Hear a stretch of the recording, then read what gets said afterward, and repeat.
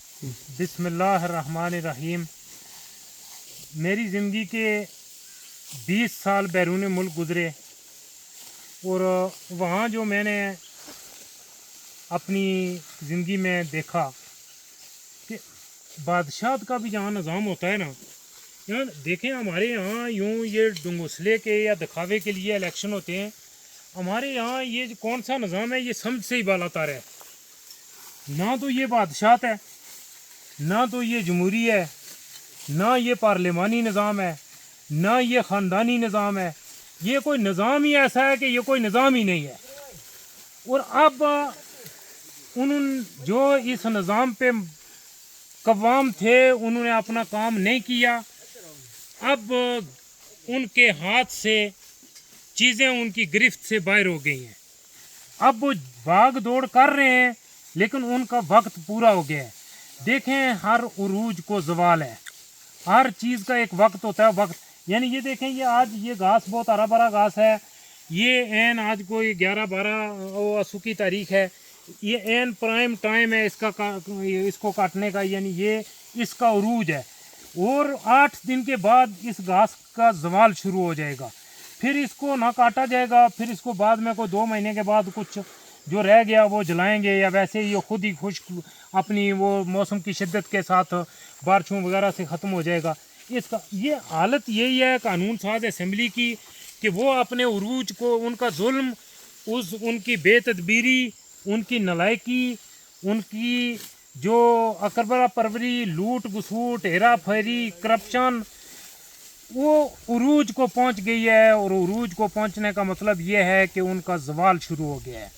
اب اس زوال کو نہ طاقت سے روکا جا سکتا ہے، نہ پولیس کے ذریعے، نہ رینجر کے ذریعے، نہ گولہ بارود کے ذریعے۔ بھئی ان کو جو عوام نے مینڈیٹ دے کے بھیجا تھا وہ یہ تھا کہ انہوں نے عوام کے لیے سہولیات کرنی تھی، عوام کا بجٹ بنانا تھا۔ یہ جو مزدور ہیں ان کا بجٹ سیٹ کرنا تھا کہ یہ 20,000 روپے ماہانہ میں کیسے اپنا بجٹ سیٹ کریں، یعنی 20,000 میں یہ اپنا کچن بھی چلائیں، اپنے بچوں کو سکول بھی پڑھائیں۔ اب اس ریاست کی حالت یہ ہے، اگر کوئی بندہ یا کوئی ریڈ فاؤنڈیشن کا جوان کمنٹس میں اس کے اعداد و شمار لکھ دے کہ اس وقت کتنے بچے ہیں جو پرائیویٹ سکولوں میں ہیں، کتنے فیصد تعلیم ہے جو وہ پرائیویٹ ہوئی ہے آزاد کشمیر میں۔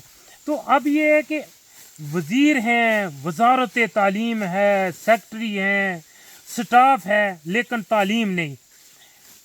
کھیل کا وزیر ہے لیکن کھیل کی کون سی آزاد کشمیر کی ٹیم جو انہوں نے بنائی ہوئی ہے، کھیل کا وزیر، یہ وزیر کھیل کا آزاد کشمیر میں کوئی کام ہے کیمرہ مین صاحب؟ نہیں، کوئی کام آپ کو نظر آیا ان کا کبھی؟ یعنی کام ان کا ہے نہیں ہے، وہ وزارت کس پہ کر رہے ہیں؟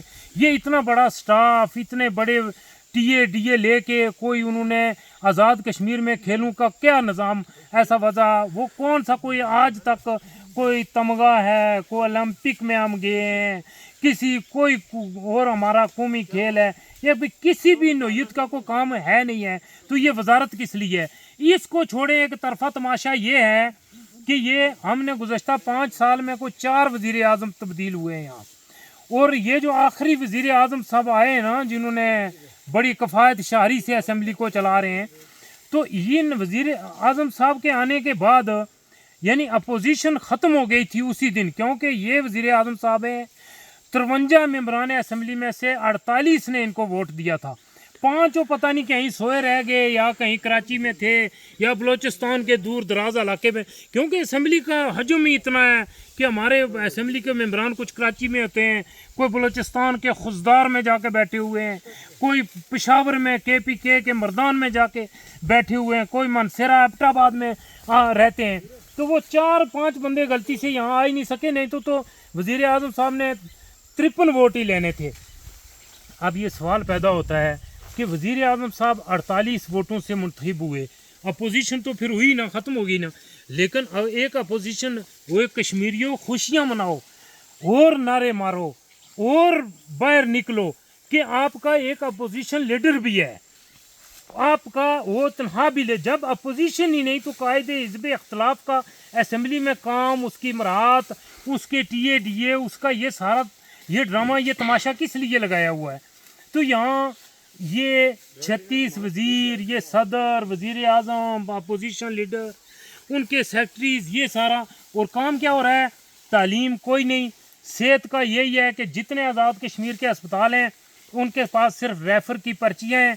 कहते हैं कि यो नहीं बचतो इसनू किए ले जाओ कैमरामैन साहब, यो नहीं बचतो मरीज नू किए ले जाओ, कार ले जाओ, ओ कार नहीं पिंडी पिंडी ले जाओ, रेफर किए करे में पिंडी तो हमने कई दफा सुनियो तो है ना, बिल्कुल कित रेफर करें पिंडी कोटली तो जाऊं तो केक लाए पिंडी ले जाओ, खुद थारे ना भी हो फ्रेंच केड़ा बोलना हो खुद रेफर करने पिंडी यार। तो फिर ये वजारतें, ये टीए डीए, वो ये सब कुछ डंगोसले किसके लिए फिर?